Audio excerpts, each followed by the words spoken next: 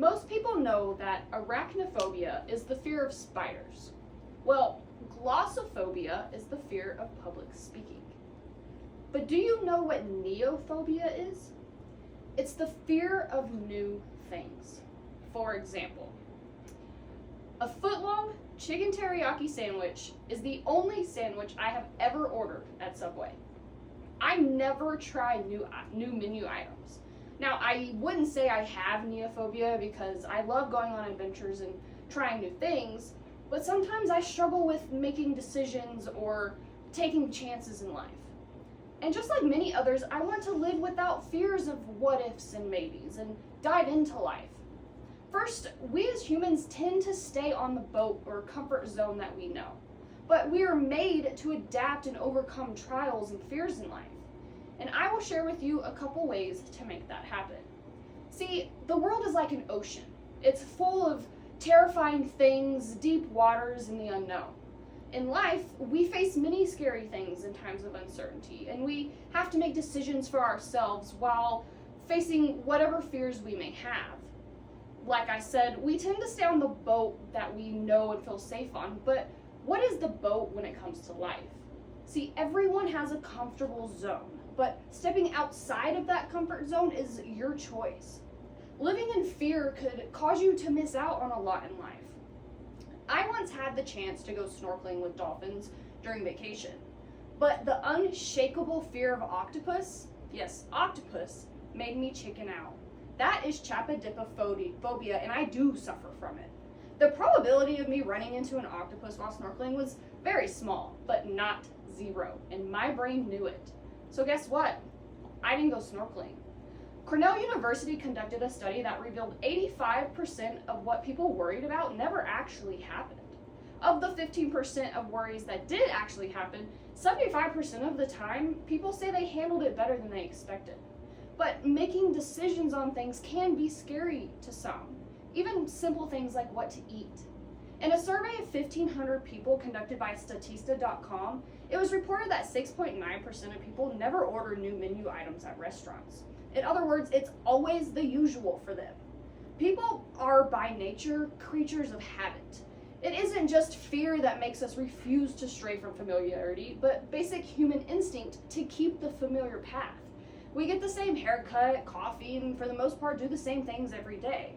Life isn't made to be a familiar path. It's a labyrinth that will throw unexpected things at us every chance it gets.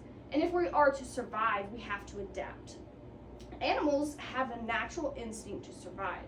Luckily, humans may be the most adaptive species according to the Smithsonian Museum director Rick Potts. Humans evolved their sizable brains and capacity for adaptive behavior by which humans are able to adjust to new situations, and that's what separates humans from our earlier ancestors. Without our brain and our ability to adapt and overcome, to learn how to swim through life, if you will, humanity would likely have gone extinct thousands of years ago. It's just that we are problem solvers, and we are hardwired to use our brains to achieve a desired end. According to Lisa Panos, a certified life coach, research from cognitive psychology suggests this is the simple, basic way our brains process information.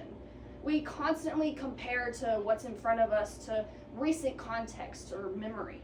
For example, my fear of octopi came from when my husband and I were kayaking one day, and I had an octopus climb into my kayak and onto my leg. It stuck to me and I couldn't get it off. That is the only experience I have with octopus, but it stuck, literally. It is the only way an encounter with an octopus can go, but it's the only one I have. So how do we do this to create problem solving in our own minds and turn it into something useful? It's all about rewiring our brain and learning not to fear the unknown. One way to attack this goal is to start in the shallow end and learn to doggy paddle before you breaststroke. Starting small is an easy way to work towards a goal. Ordering a new menu item at a restaurant is a great way to try something new. If you don't like it, your life is relatively unaffected. If you feel you're ready to take on a little bit more risk, get a new haircut. Hair grows back. Doggy paddle first. Another way to attack goal of being comfortable is try new things or get over a fear is to just dive in. If you're scared of deep water or octopus, you can jump in and face your fear head on. Sometimes all it takes to get over fear is to just push through what scares you and realize that your fear is irrational. Diving headfirst into your fear is not for everyone, and that's okay. Everyone faces fears differently. Face your fears in the best way for you. I have not yet conquered my fear of octopus, but with summer coming and me knowing my husband's going to want to take the kayaks out again, I know I need to. Unfortunately, I don't have access to an octopus to just jump in and hold, but I can tell you even looking at these photos of octopus while making this presentation was difficult, but I did it. I have a goal to get over this fear, and I will find a way. Having a deep fear of octopus may be an issue if you're wanting to go snorkeling, but in life you can learn to face your fears head on. Even though we tend to stay on the boat where we know we're safe, we are made to adapt and overcome trials and fears in life, and we can do that by starting slower, diving in head first. Don't let your fears keep you from living the life you want. Set a goal, make a plan, battle those fears in the best way for you. But of course, if you can't actually swim, please don't jump in the ocean.